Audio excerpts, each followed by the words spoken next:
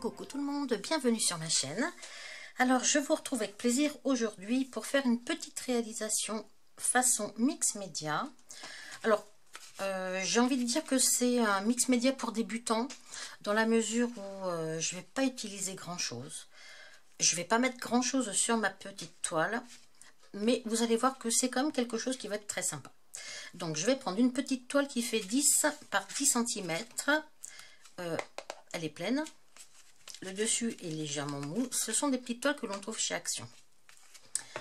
Je vais prendre 2 ou 3 petits embellissements que j'ai à la maison. Donc j'ai un joli petit embellissement en bois comme ça.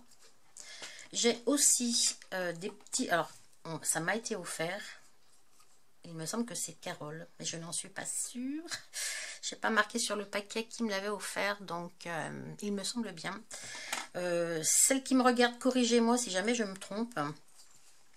J'ai des petits embellissements aussi comme ceci, façon rouage, que j'avais acheté sur la boutique de Scrap Didi. Ouais. Petits embellissements en métal que j'ai acheté sur Amazon. Alors, ça fait un petit moment que je les ai. Après, ça, ce sont des petits bouts de bois là que l'on trouve sur les petits châssis de chez Action pour tendre les toiles. Moi, je m'en sers jamais. Donc, je m'en sers uniquement pour faire un petit peu de relief sur ma toile. J'ai un petit bout de carton comme ceci que j'ai arrondi. Je vais m'en servir aussi. J'ai une très jolie petite fleur qui m'avait été offerte par Laure, il me semble. Ça, c'est une petite fleur que j'ai dans mon stock de fleurs. Je vais peut-être me servir aussi. Je vais utiliser un pochoir pour mettre un petit peu de texture sur ma petite toile. Je vais utiliser 2 patines, je pense, du rose et du argenté. Si vous avez des peintures métalliques, ça fait tout aussi bien l'affaire que les patines. Du gesso noir. Et puis, eh bien, pour coller, c'est soit je vais utiliser mon gel médium pour coller, soit ce sera mon pistolet à colle chaude, l'un ou l'autre. Et puis de la pâte de texture pour mettre sur mon pochoir. Alors, eh bien, écoutez, je vais vous laisser en musique comme d'habitude. Et puis, je pense que je vous retrouve à la fin. À tout à l'heure.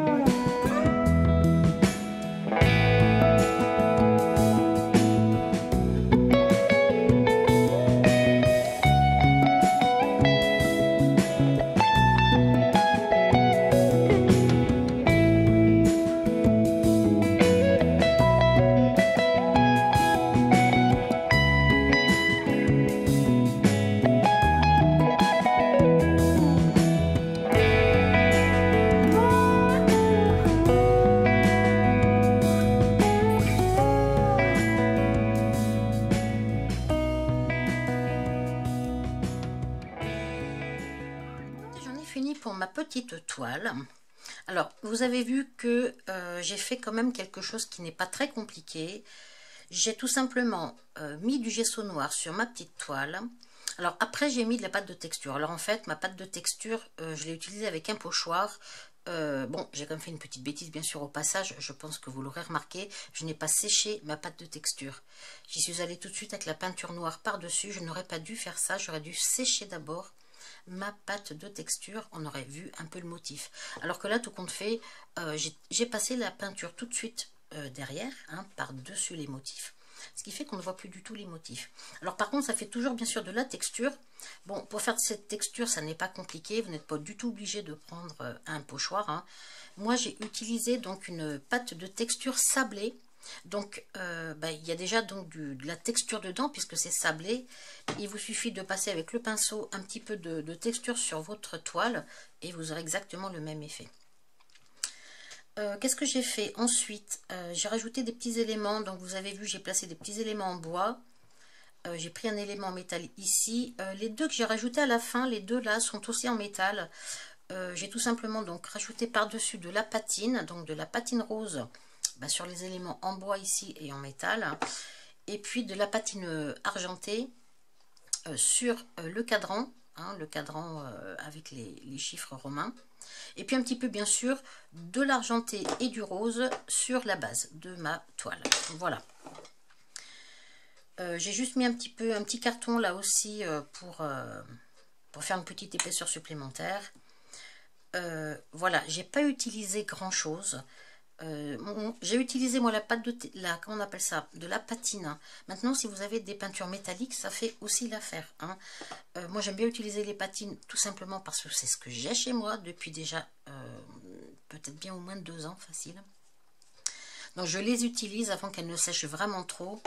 L'argentée elle est quand même assez sèche. Là c'est la seule qui a vraiment séché, hein, sur toutes celles que j'ai. Mais bon, une fois qu'elles sont sèches, c'est un petit peu plus difficile à travailler pour venir comme ça patiner les petits éléments. Donc j'aime bien me servir. Mais si vous avez des peintures métalliques, voilà, ça fera le même effet. L'essentiel, c'est qu'il faut que ce soit métallique, hein, pour avoir cet effet vraiment brillant et puis voilà, qui ressort bien. Voilà, c'est l'essentiel. Peinture métallique. Voilà donc ce que j'ai fait. J'ai utilisé pour coller du gel médium, hein, moi c'est le Distress Collage médium de chez Ranger que j'ai utilisé.